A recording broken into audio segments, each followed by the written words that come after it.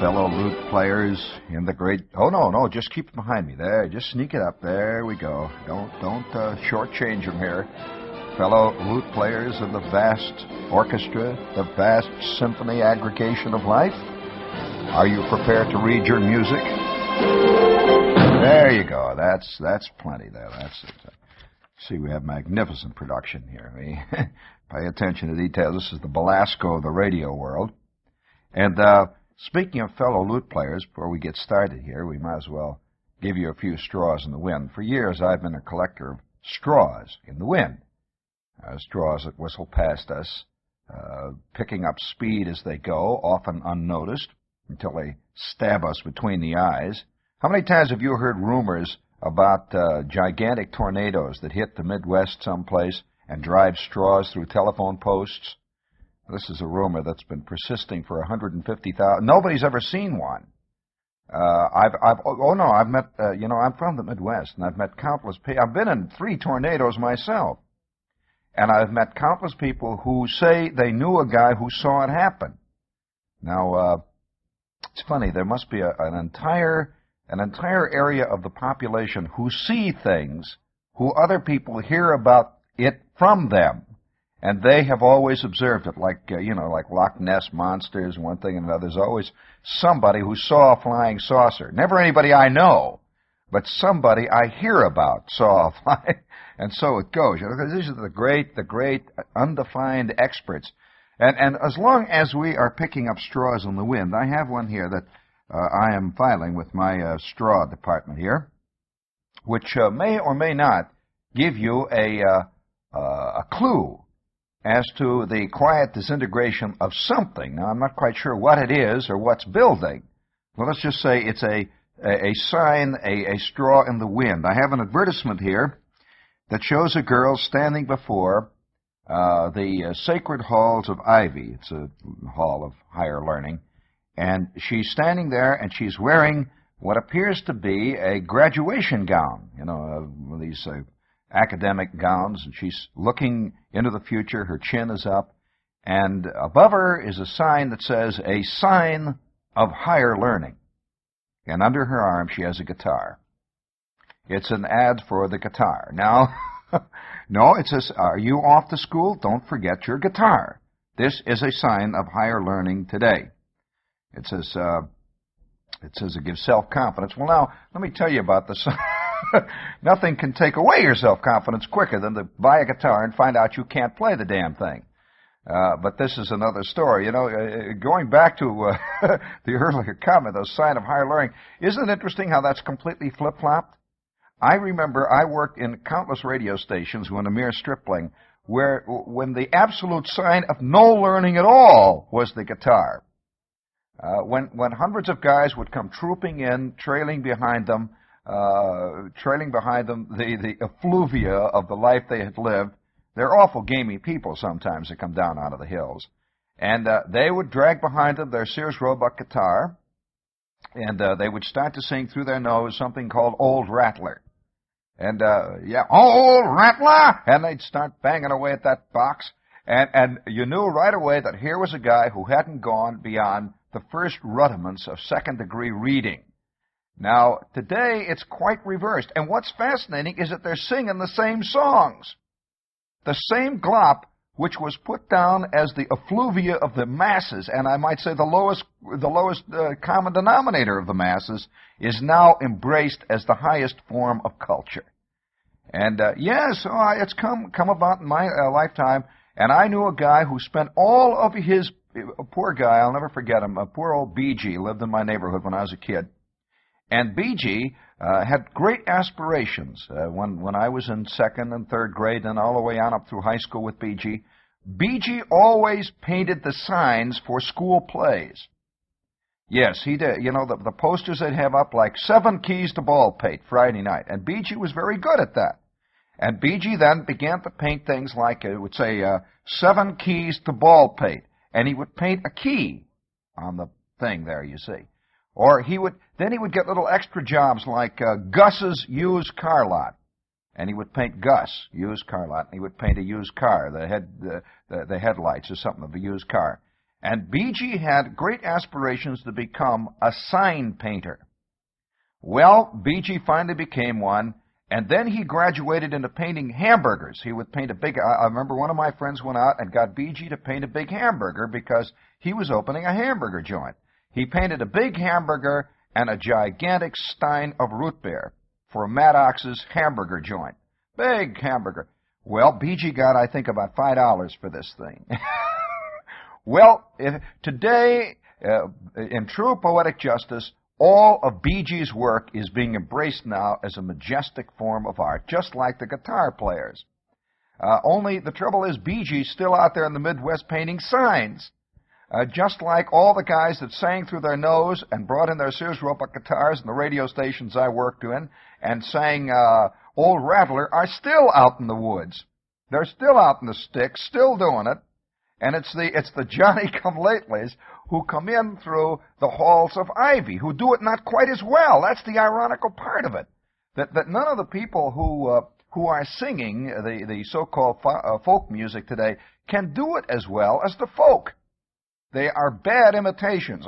If I have heard one imitation, I've heard 100 imitations in the Ivy League of Hank Williams. And none of them make it. Not one. If I've heard one imitation of Cowboy Copas, I've heard 100. If I've heard one imitation of Grandpa Jones, I've heard 75 at least. And poor old Joan Baez is a bad imitation of at least 150 hillbilly singers that I knew in my youth who could sing better asleep than Joan Baez ever could sing fully awake and getting $15,000 for a concert. Speaking of folk pop art, what is better representative of our time than the commercial? Now this brings up now you can either say, there's two ways you can look at this thing. Two ways. And I've never seen people really commenting in the art columns and in the review critical columns about the whole phenomenon of slob art, which is a very interesting phenomenon, and I think one worthy of commenting. You can look at this phenomenon two ways. That is, the sudden acceptance of what really is just ordinary stuff. A guy painting a hamburger, and underneath it he writes Fred's Hamburger Joint. As a majestic form of art, which sells for maybe $2,000-$3,000 a crack and hangs down here at the Modern Museum of Art, or the Museum of Modern Art, if you prefer that. You can look at it two ways. One way is, and this is the way people prefer to look at it because it excuses their sudden dipping into bad taste, that they have just discovered the dynamic life and vitality of the free form of daily living pop art. And we are now bringing it into the museum. Now, that's one way to look at it. The other way to look at it is that our entire standards have slowly sunk today to the point where Superman is a majestic form of human communication and is worthy of the term art. Now, there are two ways to look at it. Now, depending on what side of the dealer fence you're on, and depending on how depraved your tastes are, will of course, very definitely influence which way you look at it. Now, many an art gallery man doesn't look at it either way. He looks at it because he knows what rings the cash register. Now, this is an unpopular way to put it out. And, of course, I will sound like a Philistine saying this, but I wonder how many of you know any gallery owners. I wonder how many of you really know any. Well, you're looking at old Daddy who knows a couple. And I've had one, a famous gallery owner in New York City, for example, and this is probably the wellspring of all of it, who says, look, I am in business to sell. He says, I am not a critic. I am not a critic. He says, I am in the business to sell. Remember, I run a store. That's what he actually told me. He said, and by the way, he told me today at lunch, in case you're interested. He says, I run a store. He says, now, you may call it a gallery. People keep calling them galleries. The idea being that a gallery, of course, is a receptacle of art and a decider upon what art is. He says, let me tell you this. I've discovered now in the gallery world, he said, that people have so few standards that anything that comes in a gallery they will buy as art. He said, I could take my dust rag. Yeah, he was serious. I could take my dust rag, and he says, if I took my dust rag and I had it matted and framed, and put $75 under it, I would sell it in 5 minutes. And he said, this is a fact, as long as it's in a gallery. That's the important part. As long as it gets inside an official frame, it then becomes official. Now, it used to be quite the opposite. In fact, the artist was always constantly railing because he couldn't get inside the frame. This was about 50, 65, maybe 75. You know, one of the big problems, of course, of the artists of around 1900 and just before was that none of the galleries deigned to show their work. And so a great example of that, of course, was Van Gogh. Van Gogh finally went off the beam because of frustration, and that no one would acknowledge that he was an artist. No one would acknowledge that he was working. There were dozens and dozens of people. In fact, one of the great historical things that happened here in the United States is what they called the so-called Armory Show, which happened in 1913. Now, what was the Armory Show? Well, the reason there was an Armory Show was because none of the artists in the Armory Show could get shown in galleries. It's quite the opposite now. Anybody, and in fact, my friend, the gallery owner, said, look, he says, all I have to do, he says, he says, I will show today, he says, it's a sad fact. He said, anything that comes into my gallery that just happens to walk in through the door, he says, I don't know what there is about it. He says, I can tell. The minute it comes in, he said, I don't know. He says, I've been remarkably successful. I can tell it will sell. Now, the old gallery, the old idea of the gallery, of course, literally was an art arbiter. A gallery man would say, this is not art, or this is art, or this is not good. This is, in short, they had a standard. Today, the standard is what sells. And it is often, and this is, of course, the final statement of popism, that what sells is per se good. Now, a lot of this stuff always sold, as a matter of fact. Superman always sold. He didn't appear in 497 newspapers because he didn't sell. And so I suspect that eventually the only criterion of art will be, do the people like it? That will be the final criteria of art. And the people have always had a peculiar taste when I talk about the vast. Now, this sounds like an aristocratic statement, and it is really, I suppose. But the people and Slob art have always been intertwined. Now, the idea, of course, always is brought up to refute this. People will say, well, yes, but, you know, over the centuries, after all the dust has settled, the stuff that the people dig, this is a really important stuff. This is the stuff that years later, I beg to differ. As a matter of fact, if you're interested in the movement of Slob art, that during the time of the Renaissance, when some of the great artists of all time were working, there was still an underbelly of Slob art, which is even today Slob art. I mean, whenever they dig up any of this crud out of Renaissance attics, it's still rotten. In short, what I'm saying is that rotten taste is rotten taste throughout all history. And I'm sure that there were guys who got up in a cave in France in the Neanderthal days and painted bad paintings. They're still bad paintings. Even though they're 40 million years old, they're still bad. And you go on and on and on, and you'll find that a bad story was a bad story was a bad story. In writing, too. And wait till the day when they dredge up the romantic Victorian novel. Dig up, you can find millions of them on sale in old used bookstores everywhere for 4 cents a piece, maybe $1 for 25 pounds. They sell them by pounds, you know. You can buy novels that were turned out by Victorian ladies, that were turned out by parsons and vicars, and tall, skinny guys with pince-nez and so forth. Back in the in the Victorian period, this was pop art of then. And it will be dredged up, I suppose, but forget it. It won't be, actually. And so we've come to the point now, I guess, where a guitar is a sign of learning. Well, that's a fascinating sign of learning. Higher learning yet, it says. It doesn't say third grade learning. A guitar, you know that there's some truth in that. In fact, I have a friend who has traveled throughout the United States carrying a guitar on his back. He knows that wherever he goes with a guitar on his back, the chicks are madly in love with him immediately. And he's used it as a Don Juan prop. He never plays it. He just comes in and looks haunted, that he is a wandering troubadour of the streets. And somebody says, why don't you sing? He says, I don't feel it. And they say, oh, gee, what a fantastic singing troubadour of the streets. And they say, well, play the guitar. He says, no, there's nothing to play for tonight. Well, the next thing you know, he's riotously successful. All the other guys are sitting around there wondering what happened, and he goes out again into the night to hit the next coffee shop. He works the beat. Speaking of commercial gimmicks, commercial time. Now, pop art, the guitar. I think that I shouldn't use the term pop art because that's another field.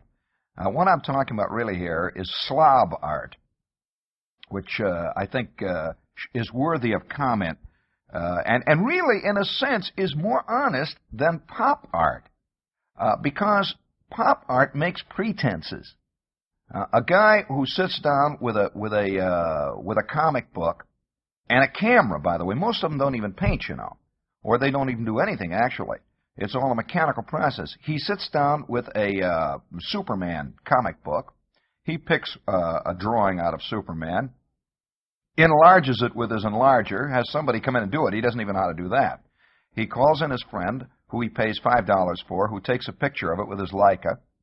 Then he takes the slide and takes it down to a camera processor, a place where they do photographic processing, has it enlarged to 4 feet by 16 feet, and then he has a 4-color screen made of it, and that's it. He sells it for $4,000. Now, he's actually selling another guy's work, and then he makes big pretenses. They come to him, and they interview him. And he mumbles things about, well, the eternal verities of the man on the street, and he comes on and on with his jazz. Well, actually, what he's selling is Superman. Fine, okay. Now, he is making pretenses. This is the only thing that I hold against most of the people who are in this field. What I hold against, say, people like Bob Dylan is his pretense. His pretense that he is a wandering troubadour, a basic man of the fields. He is a primitive man of the road. You know, I take great umbrage at this. I mean, this is a fascinating state to have arrived at when all he does is play Ivy League colleges. You know, this is hardly the road. And yet, the pretense is always made, and the audience also enters into the game, you see. They all sit there, and they pretend that he is that too. And as long as he's got a pair of carefully torn Levi's, then they say, gee, it must have been hell there, the way he was stoking all those Rattlers and those Oilers going over the Great Divide into the Great West.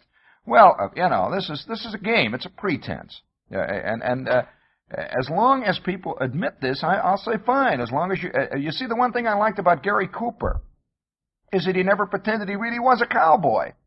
He was acting a cowboy. But the trouble with most of the people today is that they like to pretend they really are the role that they play. And so Bob Dylan, who is playing the role of the wandering troubadour, really believes he is. He really believes that he's a fist-fighting man of the road. You know, oh, come on, get off of it. Joan Baez actually plays that she is a starving immigrant, you know, at 15 G's for a weekend. You know, this is and people sit out there and look up and say, she must have suffered. Look at those high cheekbones. Well, you know, the pretense is what's bugging me. That's all. It's not the fact that the guy gets up and sings, or the chick gets up and sings, or that a painter gets up and does Superman. I don't mind it. It's the glop. Now, here I'll give you real honesty in slob art. Now, I have a catalog that has all of these great things that you can order, you see. And here's genuine slob art. Now, the minute this stuff is taken into the Museum of Modern Art, and maybe Andy Warhol or somebody like that begins to buy these things and put them into his canvas, then this stuff will suddenly become very pretensive, and then it'll lose its value. Listen to this. It's for fun. This is called F-O-R-E-F-U-N. For fun and good form. Improve your game, lower your score, and distract your golfing companions. The sure, simple way. Body beautiful tees are proportioned properly to focus your eyes on the ball and keep the conversation rolling, fellas. set of 6 golden-toned metal teasers, spelled T-E-E-Z-E-Rs. Little golf tees made in the form of Jane Mansfield's you-know-what. Whoopee! These teasers are guaranteed to separate the duffers from the golfers. Perfect gift for fairway friends. Now there you have slob art at its best. Slob art marching forward. I can see 7 big fat guys wearing checkered Bermuda shorts have arrived at the first tee. One of them reaches into his Sears Roebuck golf bag and says, "Hey fellas, look at this!" And he pulls out his set of gold simulated plastic golf tees in the shape of Jane Mansfield. And he proceeds to belt the old ball around. And by the way, the ball has inscribed on it a human bloodshot eye.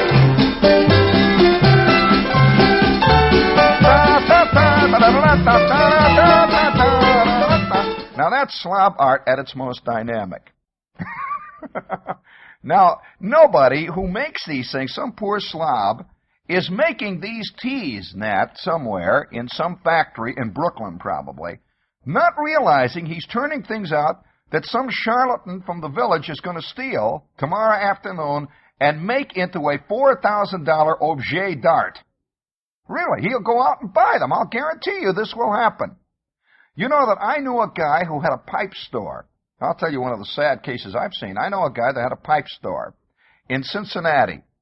And, you know, he sold all these great briar pipes, and he sold these beautiful English and Swedish and Scottish and Dutch pipes and all that. And he had a little department way in the back that he used to call just his whoopee department, way in the back there. Now, for example, in his whoopee department, he had little pipes in the form of plumbing fixtures.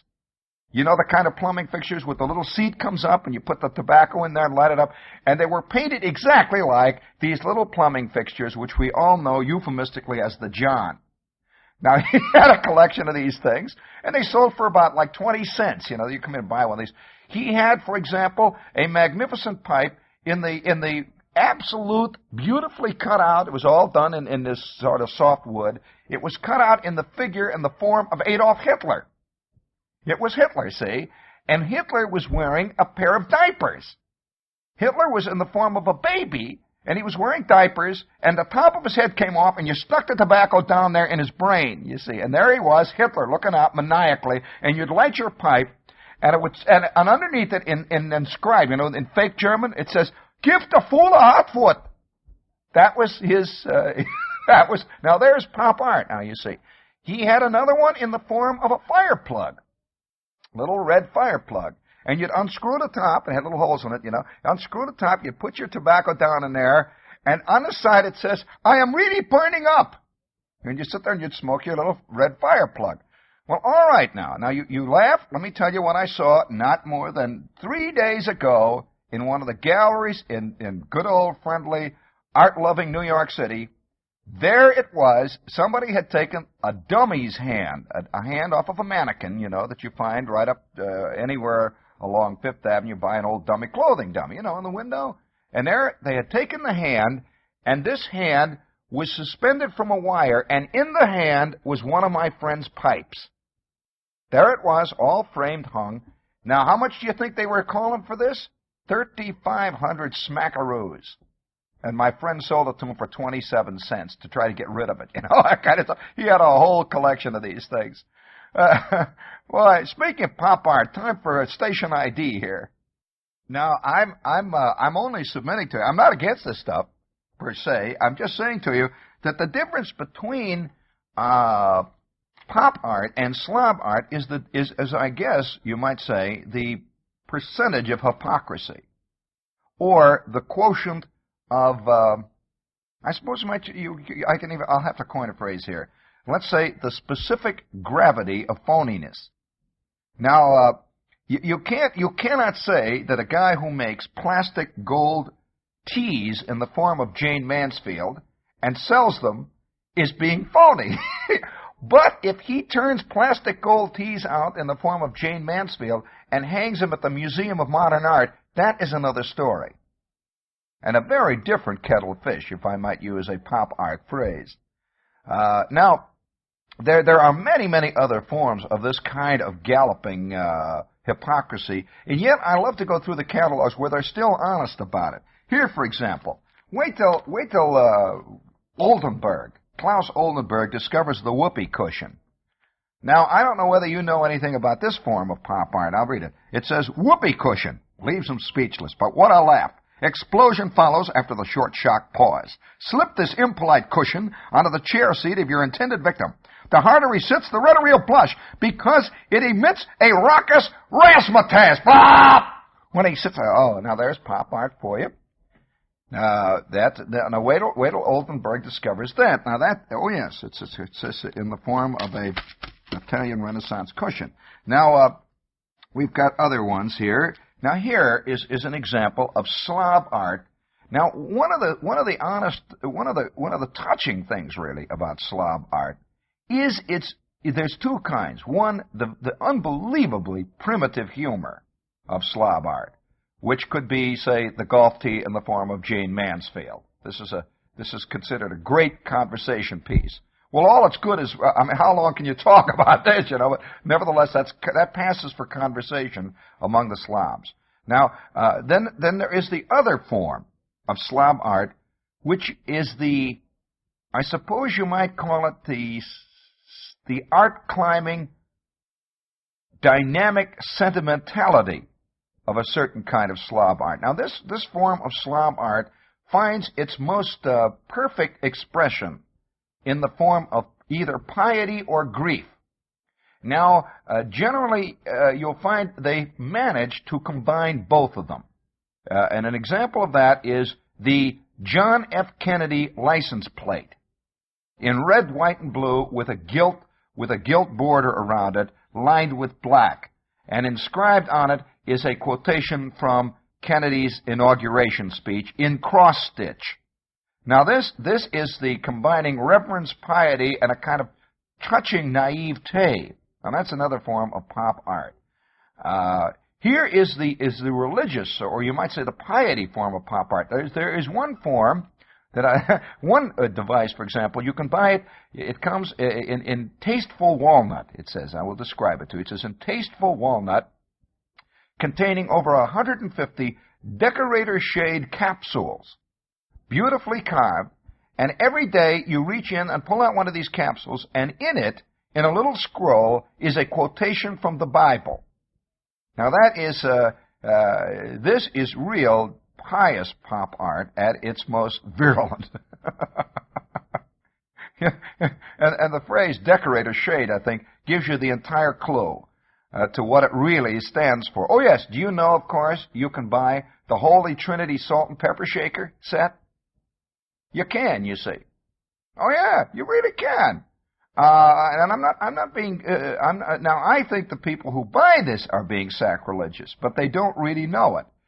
You can buy, for example, salt and pepper nuns of any order you want. You can get the Sisters of Poverty, for example, and you sprinkle the salt out of the Sister of Poverty head on your steak. You're sitting there. There's a certain kind of irony to many of these things, and yet they are very, very big up on the cellar list. Now, another part of the piety pop list is thousands of little badly made plaster or ceramic figures of nuns of various orders playing softball. This is another one of the most loved of all the pop piety slob art objects. Or else you get little rotund monks and priests where the top of their head holds toothpicks. This is also a nice big seller, carved by the elves in Bavaria, perhaps.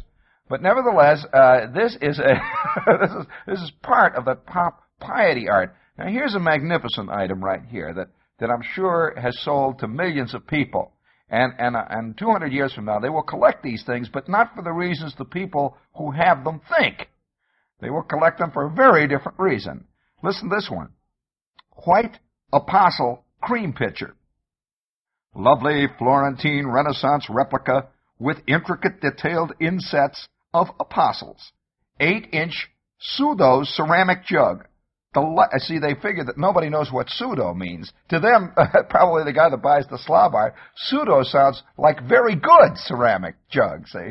It says 8-inch pseudo ceramic jug, and pseudo is capitalized as if it is like an era in art, like the Renaissance period, the Gothic period, the so it says 8-inch pseudo ceramic jug, delightfully practical for everyday use, milk, juice, cream, syrup.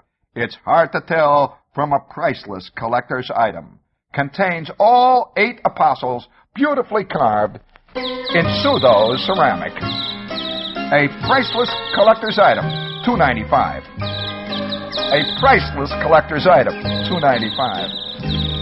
I could just see Aunt Mabel sitting there pouring her Caro syrup from an 8-inch apostle jug. A collector's item of priceless value. And she's landed out there on her waffles. And Aunt Clara says, "Isn't that pretty, Mabel?" And she says, "Yes, it's a priceless collector's item. It was given to me by Clarence. You know how Clarence is. He's got such good taste."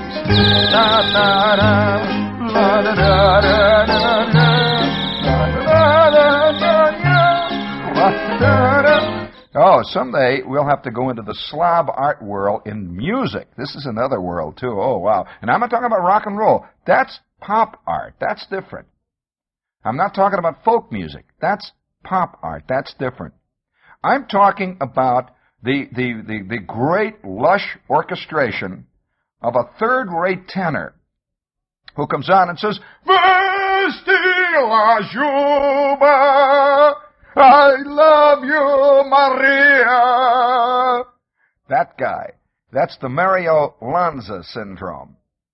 And that is a form of slob art that is dynamic and galloping. This is also the guy who sings, "Oh, the bluebird of happiness, oh, I love." He sings something, some totally trivial, pap-like piece of total sentimentality with a voice suitable for the second act of Lohengrin. Because you remember this, one of the chief attributes of slob art is that it has to sound good but not be good, because the really good stuff scares them. They can't understand this. It just has to sound good. And as long as you got plenty of violins going, they think that's classical music. You'd be surprised at how many slob art people really do believe that the Norman Luboff choir is a classical choir. Oh, yeah. They really believe that the Melocrino strings is classical music, and they're playing something like the Vienna Waltz. That's called classical music, and that guy, and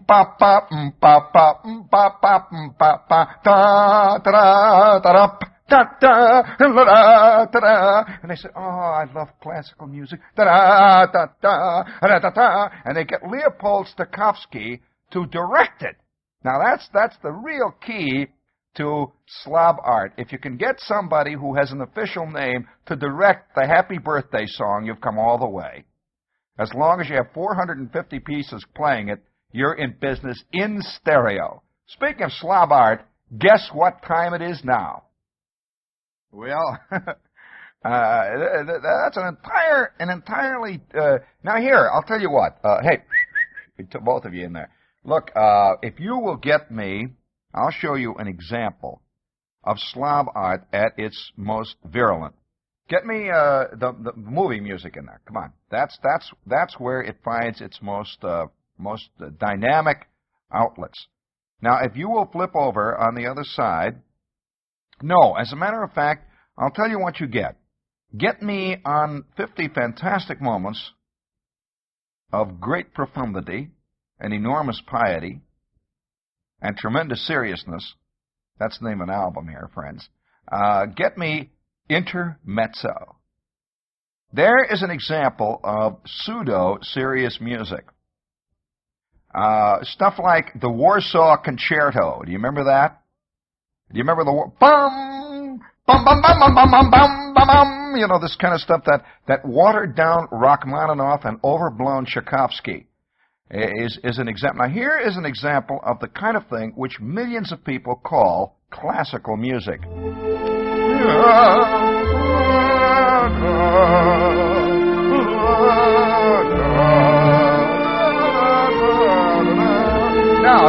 Mary Alonzo to sing pseudo-Italian lyrics. Well,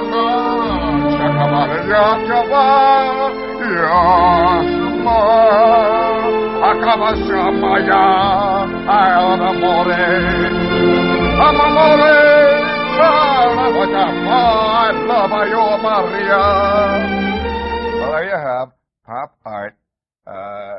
Pop art, of course, finds, really, I shouldn't keep using the term. Well, that is pop art, I suppose. Hard to differentiate at this point between pop art and Slob art. Now, you find this, of course, is becoming really a big deal in the movies. What used to be called a sex movie has now become an art movie. As long as you put the word art on anything, you are then entitled to go see it. And the same movies which just a few years ago were playing in these cheesy little houses on 42nd Street that stay up all night, and, you know, they had a big sign on the front that says, "A thrilling expose of girls all over the world." You know, that kind of stuff. Adults only! You know, that kind of a dynamic presentation of basic, pornography, I suppose you can say it, borderline pornography, has now become very chic and very she-she, in much the same way that the guitar player has moved from the Kentucky Hills to the stage at Princeton. Now, the worst part of it is, and this is the sad part of it is, by the time it makes the move, it has been watered down because of the basic self-consciousness of those who create it. That a guitar player of the ilk that most of them are imitating, who came out of Hazard, Kentucky, or Nashville, Tennessee, just came out of the hills, you know. He didn't know he was singing folk music or anything like that. I remember the Delmore Twins. They didn't know that they were talking about the great open road, and the guy just, "Hey baby, I love you, baby." They'd just come out and they'd sing it and yell and holler, and that would be the end of it. But by the time it gets to Princeton, it gets very self-conscious, thereby losing a great deal of the vitality that they all think they're getting. And so it is with the movie. That by the time Fellini fools around with the sex epic, it loses a great deal of its original vitality, of the guys who were just turning and grinding this stuff out for 42nd Street movie houses. It's a sad fact, but true. And he is really dealing with the same thing. You know, chicks walking around with tight pants. That's about it. Now, he may use a few tricky camera angles, but incidentally, his camera angles are very cliché-full, too. Because if there was anybody who was creative at finding wild camera angles, it was the guy that made the Stag film. As a matter of fact, this was the only thing he had to sell in many cases. But he was doing it for another reason. He didn't know that he was turning out an art form, and he didn't realize, of course, that the editor of the cinema section of the New York Times was looking over his shoulder, who, by the way, the editor of the cinema section of the New York Times wished he had been allowed to do it. And so finally it's come into the official art houses now. He can sit and watch what guys used to watch in smokers at the back of the American Legion Hall on late Friday nights. Now it's $6 a crack, and you wait in line. Well, let's see. What do we got? 2 of them to go? All right, let's get the first one out of the way now. Well, now there's another kind of galloping slob or pop art, and that is the monster field. Now the monster field is worthy of an entire program. I think we'll have to devote a whole program to that. And also, there's no question about it, but that the slob and the pop art has invaded. In fact, I think radio might have invented it. I really suspect that radio was in the spearhead of this stuff. Oh yeah, sure. It's funny how subtle this is too, because have you noticed that gradually the movies are beginning to be more and more sexually oriented and so on? Well, I submit to you that 15 years ago already, practically every other pop song was not only sexually oriented, it laid it right out in words you could not miss. And then about 10 years ago, radio began to be the real bastion, and usually it appeared under the guise of teenage rock and roll, the real bastion of dynamic pornography. And as long as it was sung, as long as it was done into an echo chamber, and as long as there were 16 guys hollering, ooh, shabash, ooh, behind it, nobody ever called it. Believe me, if you had said most of those lyrics in plain English on the air, within 20 minutes, your station would have been off the air. You'd have had a $40,000 fine. You'd have all been in the slam. But as long as it was sung to a teenage audience by a teenager, it was played over and over and over again, like 30 times an hour, and it still persists. So I think radio has spearheaded this movement. One more note. We got another commercial there? Okay, one more. Yeah, I think we ought to save the monster field for an entire program. Of course, to give you just a little taste of what the monster world is today, one of the big sellers in the field of bedroom slippers now are monster feet. You can buy yourself a set of fur-lined monster feet with great big rubber claws and huge yellow bunions on the side. Awful-looking twisted claws. And it says, funny feet, newest foot fad. Creates a sensation with everyone. Great for lounging. Durable red vinyl with soft, plush rabbit fur lining and cuff. Specify, and it's not for kids, specify woman sizes, 4 to 9, man sizes, 6 to 11. They don't even mention kid sizes. So what used to be the kid world has now become the adult world. And there is the key to the whole slob pop art movement. Superman used to be for 12-year-olds. Now it's for Klaus Oldenburg. Slippers with monster feet used to be for 9-year-old kids. Now it's for guys who wear 6 to 11 sizes. And ladies, 4 to 9. That's right in the Audrey Hepburn class.